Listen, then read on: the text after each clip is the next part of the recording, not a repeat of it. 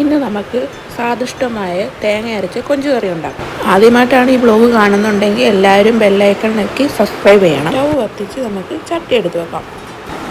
ചട്ടിയിലെ വെള്ളമൊക്കെ മാറി ചട്ടി ചൂടായി കഴിയുമ്പോഴത്തേക്ക് നമുക്ക് പാകത്തിന് വെളിച്ചെണ്ണ ഒഴിക്കുക. എണ്ണ ചൂടായി കഴിയുമ്പോഴത്തേക്ക് നമുക്ക് ആവശ്യത്തിന് കടുക് ഇടുക.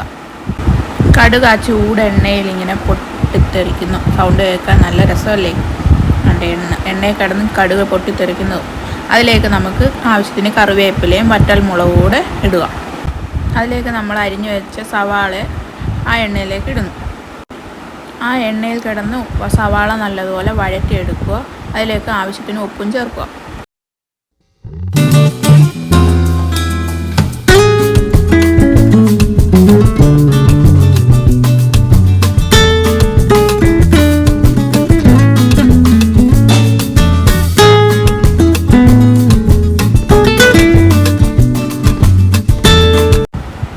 കിടന്ന് നല്ലപോലെ സവാള വഴണ്ടി വരും. ഒരു ബ്രൗണിഷ് കളർ ആകുമ്പോഴത്തേക്ക് നമുക്കതിലേക്ക് പച്ചമുളകും ഉരുളൻകിഴങ്ങും ഇടാം. ഇതവിടെ കിടന്ന് വേവുന്ന സമയം കൊണ്ട് നമുക്ക് ഇതിന് വേണ്ടുന്ന അരപ്പരയ്ക്കാം. അതിനാവശ്യമായിട്ടുള്ളത് തേങ്ങ, ആവശ്യത്തിന് മുളക് പൊടി, മല്ലിപ്പൊടി, മഞ്ഞൾപ്പൊടി, ഉലുവാപ്പൊടി, പിന്നെ നമ്മൾ ഇച്ചിരി കൊച്ചുള്ളി, ഇതെല്ലാം കൂടി ചേർത്ത് നല്ലപോലെ അരച്ചെടുക്കുക. അപ്പോഴത്തേക്ക് നമ്മുടെ ഉരുളൻകിഴങ്ങൊക്കെ ഒരുവിധം സെറ്റായി. ഇനി അതിലേക്ക് നമുക്ക് തക്കാളിയും കറിവേപ്പിലയും കൂടി ഇടാം. ഇതെല്ലാം കൂടി ഇട്ട് ഒന്നുകൂടെ നല്ലതുപോലെ ഒന്ന് വഴറ്റി നല്ലപോലെ എടുക്കുക.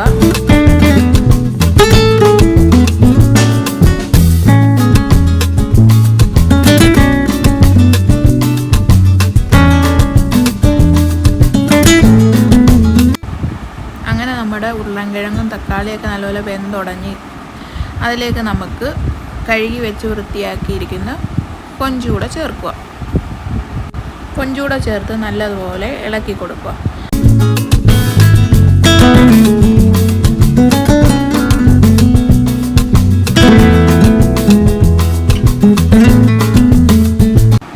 കൊഞ്ചൂടിട്ട് കഴിയുമ്പോഴത്തേക്ക് നമുക്ക് ആവശ്യത്തിനുള്ള ഉപ്പിടുക.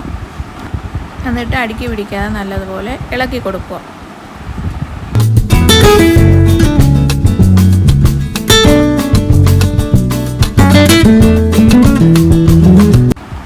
എല്ലാം കിടന്നൊന്ന് വേകാൻ വേണ്ടി നമ്മൾ 2 കപ്പ് വെള്ളം നമ്മൾ ചേർക്കുന്നു. ഒരു ലോ ഫ്ലെയിമിലിട്ട് അടച്ചു വെച്ച് കുറച്ച് നേരം വേവിക്കുക.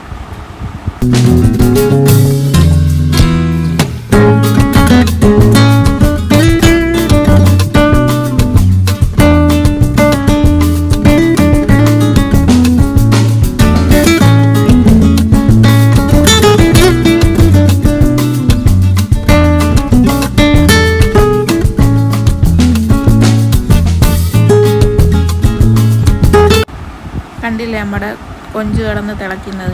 ഇതിലേക്ക് നമ്മൾ അരച്ചു വെച്ചിരുന്ന അരപ്പുണ്ടല്ലോ, അതുകൂടെ ഇതിലേക്ക് ചേർത്ത് നല്ലതുപോലെ മിക്സ് ചെയ്തെടുക്കുക. ആ അരപ്പ് നമ്മുടെ കൊഞ്ചിൽ പിടിക്കണം.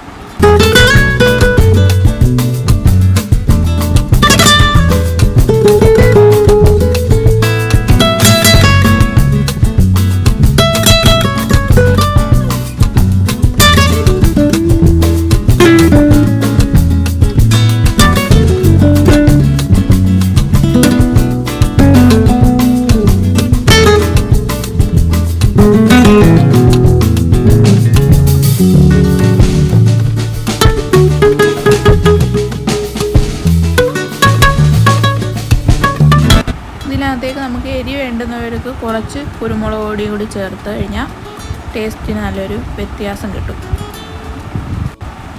അങ്ങനെ നമ്മുടെ തേങ്ങ അരച്ച കൊഞ്ച് കറി കിടന്നതാണ്ട് അടുപ്പിൽ കിടന്ന് തിളയ്ക്കുകയാണ്. ഇതാണ് നമ്മുടെ തേങ്ങ അരച്ച കൊഞ്ച് കറിയുടെ റെസിപ്പി. എല്ലാവരും വീട്ടിൽ ട്രൈ ചെയ്യണം കേട്ടോ. അങ്ങനെ നമ്മുടെ കൊഞ്ച് കറി റെഡിയായി കഴിഞ്ഞിരിക്കുന്നു. ബായ്.